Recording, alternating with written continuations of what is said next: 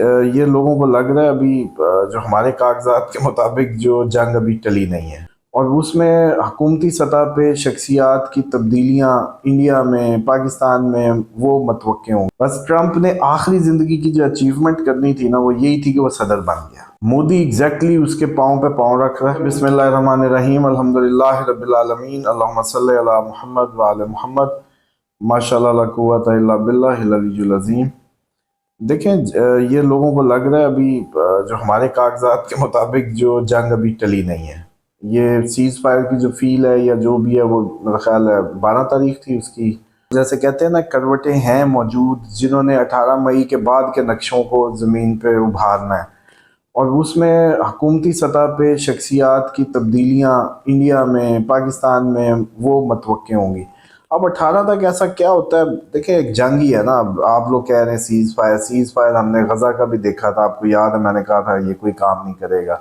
Ukraine का भी देखा था, यही ट्रंप नहीं कराया थे। दोनों पे कहा था कि नहीं चलेंगे, ये कोई चक्कर नहीं है। ट्रंप एक जैसे कहते हैं ना कि बस ट्रंप ने आखिरी जिंदगी की जो अचीवमेंट करनी थी ना वो यही थी कि वो सदर बन गया, बस खत्म।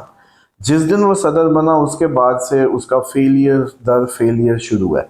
वो उसकी जितनी भी कह लें कि एम्बिशंस हैं लेके दुनिया को या ममालिक को, सब फेल हो रही हैं। तो इसमें भी मुझे नहीं लगता कि कोई बहुत बड़ी कोई ब्रेक थ्रू है ये ट्रंप की तरफ से। मोदी एग्जैक्टली उसके पाँव पे पाँव रख रहा है। मोदी के लिए ये जो टाइम है, ये रायता जैसे उसने फैलाया था इसने फैला लिया। अब इसे समेटा नहीं जा रहा, बल्कि ये कोई कमेंट करके बताएंगे हमारे व्यूवर्स जिनको ये मेरे जुमले याद हों कि जब मैंने कहा था मोदी भी ट्रंप की तरह रायता फैला बैठेगा, फिर इसे समेटा जाना नहीं है। और अब भी यही लोगों को समझ नहीं आ रही कि 26 हमले हमने किए उस दिन 26 मकामात पर। तो उसके बाद सीज फायर जो है वो भी हमने ही कह दिया कि सीज फायर, तो हमने तो कहना ही था कि चलो भाई हमने तो अब आपकी तसल्ली कर दी है और अब आप सीज फायर पे आए। तो असल तो इंडिया को चाहिए था कि अब सीज फायर ना करता। और ये जितने इनके मैं समझता हूँ इंडियन मीडिया पागल हुआ था और एग्जॉस्टेड सा एनवायरनमेंट क्रिएट किया हुआ था। अल्लाह ताला ने उनको, मेरा ख्याल है, उनको जवाब दिया कुदरत ने और इनके मुंह बंद हुए। इस तरह से एग्जैजुरेट कर रहे हैं, हालांकि दो कौमों का नुकसान करा देंगे ये जो रवैया इन्होंने अडॉप्ट किया। यही सीज फायर, यही रवैया पाकिस्तान तो पहलगाम पे कह रहा था कि आ जाओ यार, इंक्वायरी कर लो, कोई बंदे बिठा लो, कुछ कर लो, हम हाजिर हैं। लेकिन नहीं, भूत सवार था, जंगी जुनून सवार था। और उसके बाद फिर अब हमने 26 अटैक की और अब आप सीज फायर पे भी आ गए, आप सब चीज़ों पे आ गए। तो ये तो खैर अब कुदरत बताए। उस दिन आपको याद होगा लास्ट टाइम जब हम लाइव आए तो हमने इंडियन लोगों से जब मुखातिब होकर बात की और उनको हकीकत बताई कि मोदी आप लोगों के लिए कितना बड़ा खतरा है और पूरे इंडियन नेशन को ये वो जख्म देने जा रहा है अमेरिकन इन्फ्लुएंस में आके, जो कि पूरे इंडिया के टुकड़े कराएगा। और फिर हमने एस्ट्रोलॉजिकल आपको हिंट भी दी। और उसी प्रोग्राम में एक इंडियन जो उधर के थे, विक्रम थे या आई डोंट नो क्या नाम था, जिन्होंने आके इस बात को इंडोर्स किया कि यस उसामा साहब, हमने एक एस्ट्रोलॉजर से इंडियन पूछा और उसने आपकी बात की तायीद कर दी कि चौथे घर का केतु होमलैंड सिक्योरिटी को टुकड़े टुकड़े कराता है। मतलब उसके अंदर जो है प्रॉब्लमैटिक सिचुएशंस क्रिएट करता है। वो जो पैनिक है बेसिकली इंडिया का, क्योंकि इंडिया इस टाइम नंगा है, विदाउट शील्ड ऑफ डिफेंस है वो इस टाइम जो दिल करे पाकिस्तानी जहाज जाए आए। उनका S-400 जब का खराब हुआ है, तबाह हुआ है, और वो भरमूज का डिपो जो इसको बड़े याद आ रहे थे गौरवारिया को, वो उड़े हैं। तो उसके बाद से अब इंडिया पे जो आए जाए कोई चक्कर नहीं है। इसलिए ये सीज फायर हुआ है कि कुछ दिनों में अब उसकी कोई तैयारी करें, दोबारा एयर डिफेंस अपना सीधा करें। और ये हमें जो कह रहे थे ना कि ये हमें प्रवोक कर रहे थे बेसिकली, जो ये कह रहे थे कि हमने इनका एयर डिफेंस सिस्टम वो जाम करके हमारे ड्रोन दाखिल हो गए, वो सिर्फ सर्विलेंस वाले थे। यस, लेकिन हमने वो बटन बंद किया हुआ था, रिस्क लिया हुआ था। इन्होंने, ये डरपोक है, इन्होंने बंद नहीं किया था। हमारे ड्रोनों पे इनका जब S-400 चला तो वो पता चल गया किधर है, जहाजों ने जाके उड़ा दिया। बहरहाल वो पाकिस्तान एयरफोर्स ने जो मारूलस परफॉर्मेंस दी है ये उसका नतीजा। सेकेंडली, पाक आर्मी का भी इधर जो किरदार है, जो इस वक्त 70 किलोमीटर अंदर बैठी, इनकी काफ़ी 140 के करीब सुना है जी चौकियाँ कैप्चर करके बैठे हुए हैं। पाक फौज के जवानों को भी सलाम, एयरफोर्स के जवानों को भी। और नेवी भी पूरी तैयारी करके बैठी हुई है। वो अभी उनको मेरे हिसाब से उनको भी मौका मिलेगा, तो नेवी वाले भी अपने आप को जो है ना इजी ना लें, उनको भी इस दफ़ा भरपूर चांस मिलने वाला है। लेकिन अलग-अलग तारीफ किया करें, क्योंकि हम जब आर्मी कह देते हैं ना तो हमारे लिए तो सारी फौजें ही हो जाती हैं, लेकिन जो प्रोफेशनल एयरफोर्स या प्रोफेशनल महकमा जाता है ना, उनमें फिर उनको बड़ा महसूस होता है कि यार ये आर्मी कह रहे हैं, एयरफोर्स क्यों नहीं कह रहे। तो इसलिए जी एयरफोर्स का अलग शानदार परफॉर्मेंस, पाक आर्मी के जवानों की। तो मोदी ने ये बड़ा गलत आप लोगों के लिए जो पूरी मैं समझता हूँ इंडियन नेशन को ही एक वोलाटाइल सिचुएशन में डाल दिया। किसान पंजाब का इंडिया का सड़कों पे होगा, बहुत ज्यादा अनरेस्ट नजर आता है। और 7 जून तारीख नोट करें, ये इंडियन एस्ट्रोलॉजर समझते हैं कि ये बड़े साइंसदान हैं और ये पाकिस्तान के लिए वो बड़ी लोग मुझे कह रहे थे जी फलां ने ये कह दिया फलां ने। 7 जून के बाद कर्फ्यू ना लगा तो फिर बताना इंडियन स्टेट्स में कर्फ्यू फौज उतरेगी। इसका मतलब है उससे पहले पहले हमारा हिसाब किताब 7 जून तक चलेगा। अभी ये जो जंग बंद आप समझ रहे हैं ऐसा नहीं होगा। 7 जून तक रीडिंग ऐसी आ रही है कि 7 जून तक ये मामला चलेगा। उसके अंदर 18 के बाद थोड़ी सी तब्दीली वाकई होगी, लेकिन 7 जून के बाद फौजें अपने अंदर मतलब मुल्क की स्टेट में घूम रही होंगी, ऐसी सूरत हाल। एक तो ये है कि इसमें बिल्कुल क्लियर हो जाए, ये आप लोगों को 2 साल के अंदर अंदर ही अभी, बल्कि ये जैसे 18 मई का जो 18 महीने हैं, 18 मई से जो असल में 18 महीने हैं एग्जैक्टली इसमें आपको इंडिया में वो तमाम अनरेस्ट के लवाजमात भरपूर अंदाज से मिलेंगे जो आप लोगों को खुद ही बता देंगे कि अब ये कितनी एक्सपायरी है, पहली। दूसरा ये है कि जो दूसरा क्वेश्चन था एक टुकड़ों वाला था, इंडिया दोबारा हमला करेगा? हाँ, इंडिया हमला करेगा, अभी ये जंग जारी रहेगी। लेकिन असल अगर मुझसे आप कहें कि इसकी एक्सपायरी क्या है, तो मैं समझता हूँ कि फिर वो 7 जून होगी एक्सपायरी, जब ये फेज टोटली एंटायरली चेंज होगा। पहला आपको महसूस होगा इसके अंदर करवट इन अ सेंस मैं जो महसूस कर रहा हूँ वो ये है कि 18 के बाद ना अपनी अपनी पड़नी है, मतलब हुकूमतों को इस जंग के नतीजे में। तो वो मैं सोचता हूँ कि वो नतीजा ऐसा क्या हो चुका होगा कि मोदी को ही उतारना पड़े, इधर से शहबाज शरीफ साहब की भी वो कोई तब्दीली की मामलात हों, इस तरह की कोई सूरत हाल या कोई और निज़ाम में तब्दीलियाँ, काफ़ी टफ सूरत हाल होगी। तो इसलिए जंग अभी बंद नहीं हुई, इसको आप लोग बंद अभी ना समझिएगा। इसने रुख बदलने हैं, रंग बदलने हैं, ये बंद नहीं हुई। ईरान का जो पूछ रहे थे उनका अर्ज कर दूं कि ईरान जो है वो भी अंडर अटैक सेम है, अभी उसके सर पे मंडला रहा है खतरा, हमले का भी, अनरेस्ट का भी।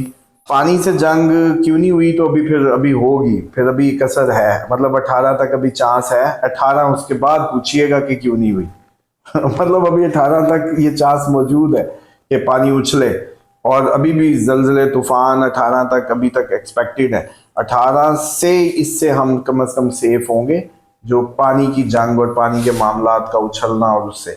तो इसलिए अभी टाइम है, ये पॉसिबिलिटी है कि उस साइड से हम पे कोई शरारत हो और इसको कोई ना कोई वो ट्रिगर करे।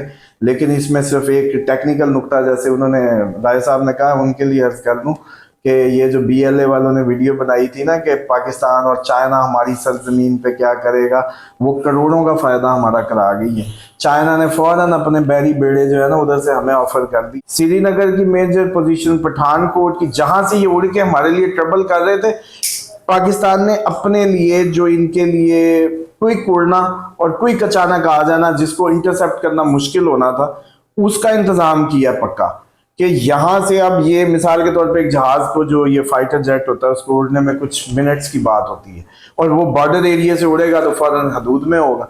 अब उस टाइम पे हमारा डिफेंस सिस्टम हमने जैसे इनके ड्रोनों से छुपाया, उसको जैसे कहते हैं बंद कर दिया, यूं समझ लें, ताकि हमारा ये इसी तरीके से मामला ना हो।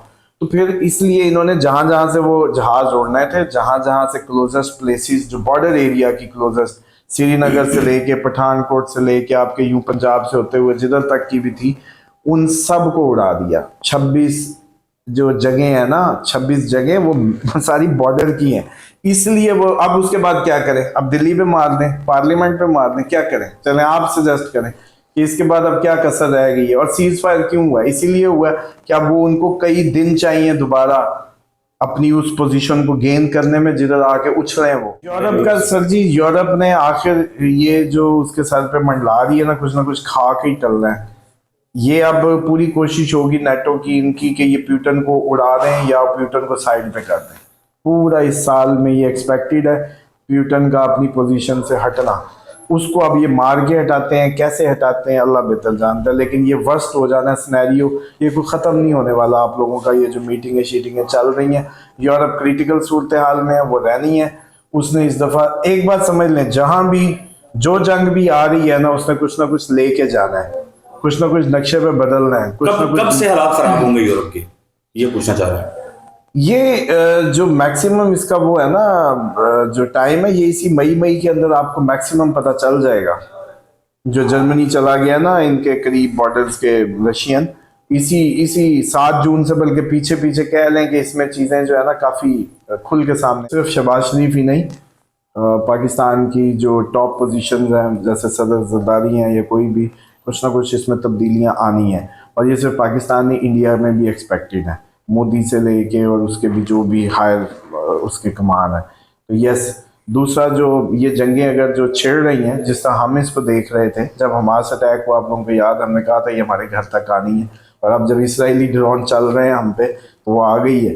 तो अब इसका मतलब है कि ये बड़ी जंग की तरफ हम जा रहे हैं। ये कोई टलने वाली जंग नहीं शुरू हुई, ये वो दौर नहीं था कि उठाई और मारी का फ़र्क। वो अब मुझे लग रहा है ये करवटें बदलती रहेगी और चलती रहेगी। और ये जंग जब चलती रहेगी तो अभी आहिस्ता आहिस्ता तुर्की का इन्वॉल्वमेंट वेट करें। तुर्की ने इन्वॉल्व हो जाना है शाम वाले मसले, और इधर तुर्की जैसी जंग में आ जाएगा तो फिर यूरोप और इसका जो है मामला थोड़ा सा गर्म होने दे। मतलब मोस्टली कंट्रीज को जंगों में अब उबलने दें बस। लेकिन इमाम ज़माना अलैहिस्सलाम के ज़हूर के मुतालिक हमें हर वक्त ये लगना चाहिए कि वो आ रहे हैं, क्योंकि वो डिवाइन कमांड अल्लाह ताला ने अपनी जो विलायत का सिस्टम है या अपनी हुकूमत जो कायम करनी है ज़मीन पे, अपने नुमाइंदे के ज़रिए करनी है। और उस नुमाइंदे की ज़रूरत उस वक्त मौजूद होगी जब ये सब अपने साइंसें मार के, लोगों को पता ही नहीं लग रहा होगा कि ये जंग हम लड़ क्यों रहे हैं, किस वजह से लड़ी जा रही है। तो उन जंगों को ख़त्म करने के लिए एक अल्लाह ताला की तरफ से डिवाइन पर्सनैलिटी आएगी जो आपको राह मुतय्यन करेगी कि आप लोगों ने किस डायरेक्शन में जाना है, राइट और रॉन्ग का फ़र्क। और फिर हज़रत ईसा अलैहिस्सलाम, तो इसलिए जंगें देखें बस। इमाम अलैहिस्सलाम के ज़हूर की जो सबसे ऑथेंटिक बात है वो एक ही है कि पूरी दुनिया में जंगें हो। कश्मीर का मामला जो है वो इस दफ़ा ज़्यादा हॉट होगा, एरिया कैप्चर्ड होगा, एरिया आ भी सकता है, एरिया जा भी सकता है। ये दोनों सूरतें मौजूद हैं इल्मी तौर पे। 7 जून तो ये जो क्रिटिकल प्लेसमेंट है जुपिटर की पोजीशन का तब्दील होना, 29 को सैटर्न हो चुका था, 18 को राहु केतु अपनी पोजीशन बदलेंगे, 7 को मार्स अपनी डेविएशन से निकलेगा। तो मुझे ये लगता है कि जून के जो पहले 6 दिन होंगे ना, मार्स निकलते निकलते को फटाकर आ जाएगा अच्छा खासा, यकम से 7 के अंदर। क्योंकि मार्स बड़ी डेविएशन से जब भी निकल के जाएगा ना, तो वो जैसे कहते हैं ना, जाते जाते एक तोहफा दे के जाएगा किसी भी हमले की सूरत में, किसी भी बड़े अनरेस्ट की सूरत में। तो एक तो वो एक्सपेक्टेड है। इसी तरीके से इमरान खान ऐसे हालात, ऐसी मजबूरियां या ऐसी कोई बन सकती है कि वो रिहा हो जाए।